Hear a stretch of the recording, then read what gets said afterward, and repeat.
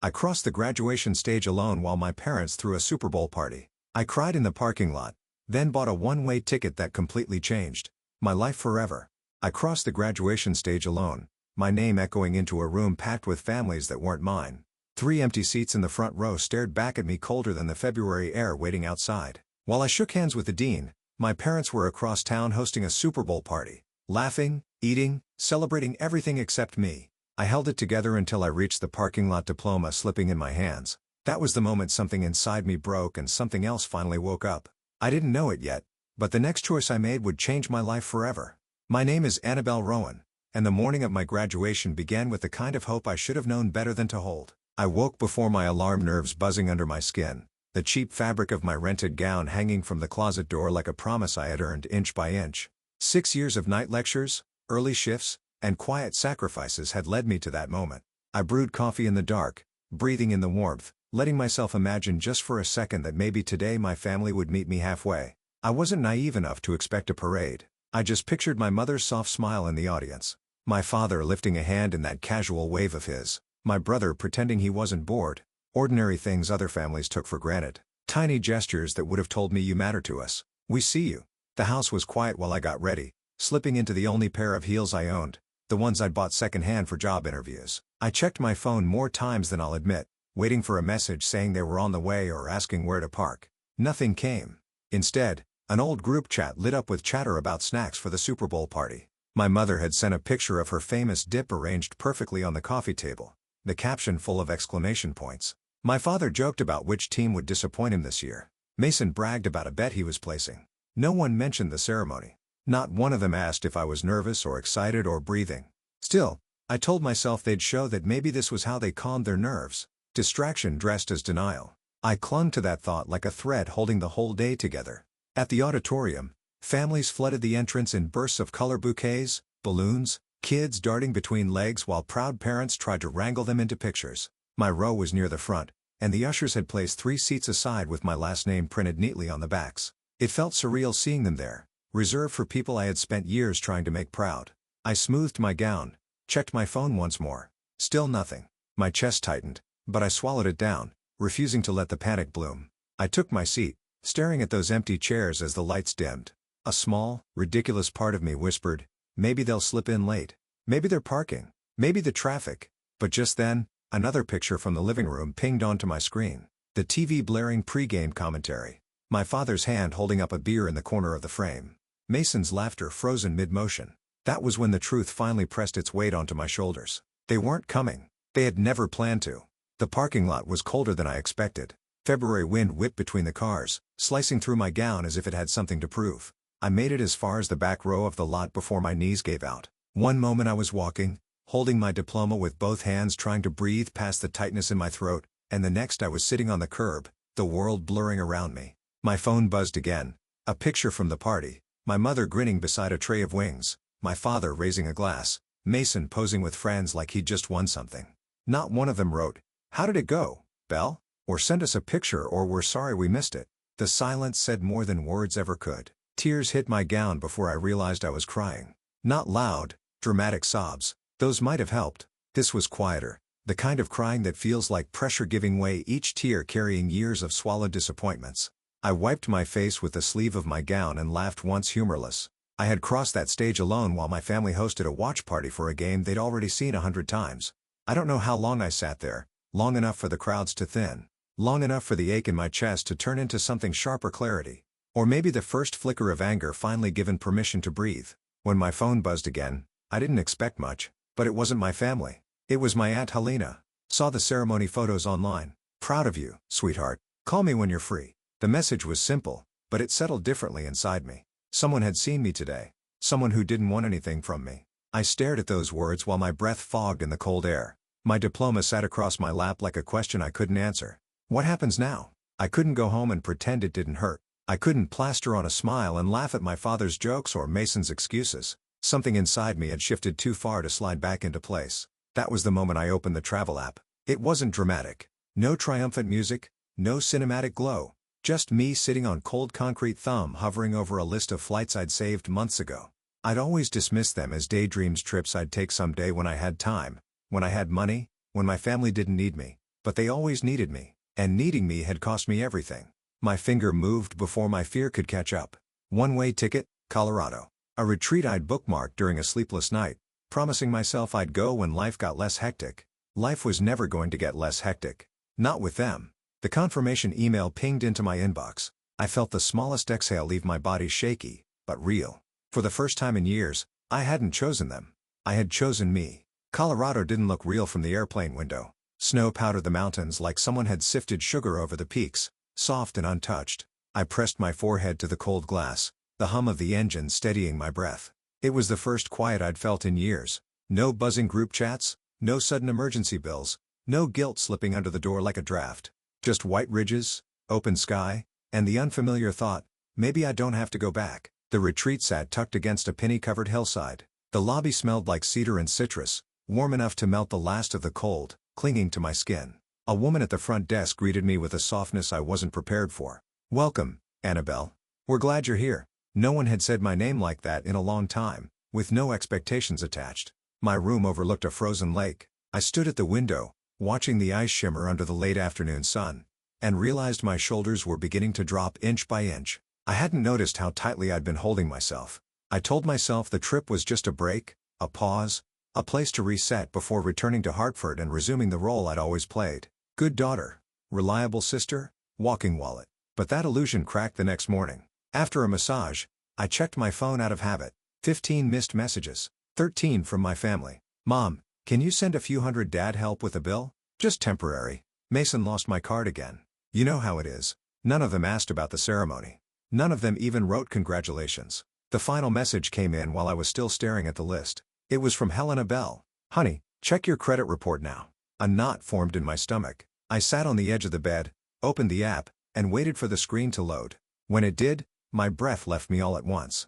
There were accounts I didn't recognize, store cards I'd never opened, a personal loan I had never signed for. Inquiries stacked one after another like someone had gone shopping for my identity, piece by piece. I scrolled slowly, dread cooling my bloodstream. The dates lined up with every emergency request they'd made in the past month. Money they hadn't needed. Money they'd replaced with something far worse. The room felt smaller. Suddenly, the walls leaned in. This wasn't just neglect. It wasn't even casual betrayal. This was deliberate, calculated. They hadn't just skipped my graduation. They'd used my future to fund their present. I closed my eyes, gripping the phone until my knuckles burned. The hurt was deep, but beneath it, something else stirred, a steady, rising heat that surprised me. Anger, yes, but also recognition. This was the moment the story changed.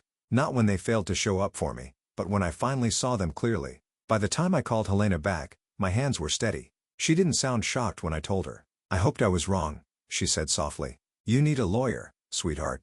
Someone who knows this terrain." Her words landed like a blueprint, a path forward. For years, I had let guilt decide my choices. I had let love excuse harm. But standing there with the mountains watching quietly outside the window, I understood something simple and devastating. If I didn't fight for myself now, no one ever would. I flew back to Hartford, carrying a folder thick with payments, bills, and inquiries. Everything Carmen said I'd need if I wanted my life back. The clouds outside the plane window looked calm, but nothing in me felt that way. The retreat had given me clarity. Clarity, however, didn't erase fear. I knew exactly what my family would do when the money stopped flowing. What I didn't know was how quickly it would start. My apartment door had barely closed behind me when the pounding began. Heavy, frantic blows that made the frame vibrate. "Annabelle," my father shouted. "Open this door right now." My heart lurched. I stepped quietly to the peephole. His face filled the glass, flushed, furious. Behind him, my mother clutched her sweater dramatically, and Mason scrolled his phone like he was waiting for entertainment, not entry. The knocking intensified. "Belle," my mother pleaded. "We need to talk. It's important." My phone rang. My landlord. "They're demanding access to your place," she said. "Do you want police involvement?" "Yes," I whispered. "Please call." Even through the door, my father heard the word. "Police? Really? We're your family." But the word family meant something different to me. Now, when officers arrived, the hallway filled with echoing voices. My parents insisting it was all a misunderstanding. Mason claiming they just needed a few things. The officers escorted them out with stern warnings, but the sting of their accusations lingered long after the noise faded. I sat on my couch, hands trembling, and realized the truth. I wasn't safe with them anywhere near my life. The next morning, I returned to Carmen's office. She organized my documents with a precision that grounded me. When she finished, she tapped the stack gently. "This is enough, Annabelle. We can move forward." Within a week, a restraining order was granted. My credit was frozen. My accounts secured. For the first time, boundaries rose around me like small protective walls. Fragile but real. Then came the email from Portland. A promotion. A transfer. A chance to start over in a city where no one knew the version of me who apologized for existing. I accepted without hesitation. Packing felt like shedding skin. With Tessa's help, I boxed years of exhaustion into cardboard and watched movers load them into a truck heading west. When I boarded the plane, leaving Hartford shrinking beneath me, I told myself the worst was behind me. I was wrong, but in a way that would save me. Portland was everything my old life wasn't. Quiet, respectful, unintrusive. My new team valued my work. My apartment overlooked the lights of the city. For months, I told no one the whole story. Healing came slowly like warmth returning to numb fingers. Then a business leadership conference invited me to speak about financial independence. I hesitated until Carmen said, "Your voice could help someone who thinks they're alone." So I said yes. The ballroom was enormous rows of chairs, a stage washed in soft lighting, a murmur of conversation drifting like low tide. I went over my notes backstage, smoothing my blazer, trying to steady my shaking hands. When I stepped to the podium, applause rose politely. I adjusted the microphone. "Thank you for having me," I began. "Today, I want to talk about a crash at the back of the room," cut through my sentence. At first, I thought someone had dropped something. Then, I heard the voice I'd spent months trying to outrun. "That's our daughter." My father's shout sliced through the hall. My chest tightened. Hundreds of heads turned. The doors burst open and my family flooded in like a storm. My father red-faced my mother in practiced distress. Mason holding his phone up to record. "She abandoned us," my father bellowed. "Left us with nothing while she ran off to get rich." The audience murmured, confused. Camaras rose. My mother clutched her chest. "Annabelle, sweetheart, please talk to us. You're tearing this family apart." My grip on the podium tightened. Every instinct screamed to shrink, to apologize, to make myself small enough for their comfort. But something steadier rose in me. A voice shaped by Colorado Airman's guidance and the knowledge that I had nothing left to lose. I leaned into the microphone. "Security," I said calmly. "They are in violation of a court order. Remove them, please." The room stilled. Then security moved in. My father roared. "A court order? On your own parents?" Mason stepped forward, still recording. "Tell them how you froze our accounts. Tell them how heartless you are." I looked him directly in the eyes. "I protected myself. From all of you." Gasps rippled through the crowd. Before another word could erupt, a sharp voice cut across the chaos. "Douglas Rowan and Mason Rowan." A detective strode into the ballroom doorway. "We have warrants for financial fraud and identity misuse. Please step forward." The entire room erupted into whispers. My father sputtered. "This is ridiculous. We're her family." But the detective didn't flinch. Family doesn't excuse criminal behavior. As officers cuffed them, my mother lunged toward me. Eyes wet, not with remorse, but panic. "Annabelle, stop this. We need you." I shook my head. "You needed my credit. You needed my silence. You never needed me." Her face crumpled, but for once it didn't hook into my guilt. It drifted past me like smoke. When they were finally let out, the ballroom felt impossibly quiet. Hundreds of eyes turned toward me, not judgmental, but waiting. I stepped back to the microphone, exhaled, and began again. "My talk today was supposed to cover budgeting techniques, but maybe what we really need to discuss is this. What happens when the greatest threat to your financial stability comes from the people you love, and what it takes to walk away?" No one looked down at their phones. No one shifted in their chairs. I told them the truth, not with bitterness, but with clarity. I spoke about the empty seats at my graduation. The parking lot tears, the retreat where I finally chose myself, the discovery of every stolen line of credit. I spoke about fear and about freedom. When I finished, silence hung for a breath. Then the audience rose to their feet. Applause washed over me in a way I had never felt before. Not because they pied me, but because they recognized the courage it takes to build a life from the wreckage of a family who never showed up for you.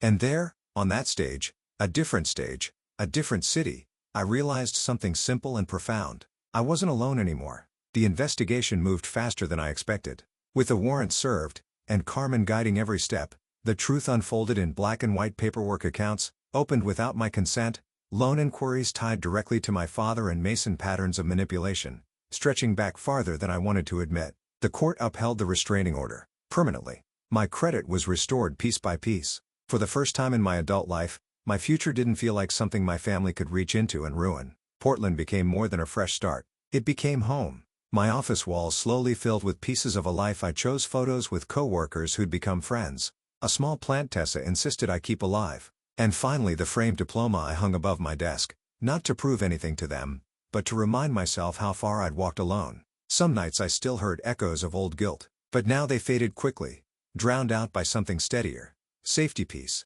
The soft but undeniable truth that I had saved myself. Standing backstage at my next speaking event, I looked out at rows of people waiting. People who chose to be there, who showed up without being asked. I touched the edge of my note cards and felt a quiet certainty settle in. Choosing myself hadn't destroyed my life. It had rebuilt it. If someone out there needed permission to walk away from a kind of love that only took, maybe my story could be that permission. If you've ever felt that way too, share your story and subscribe for more.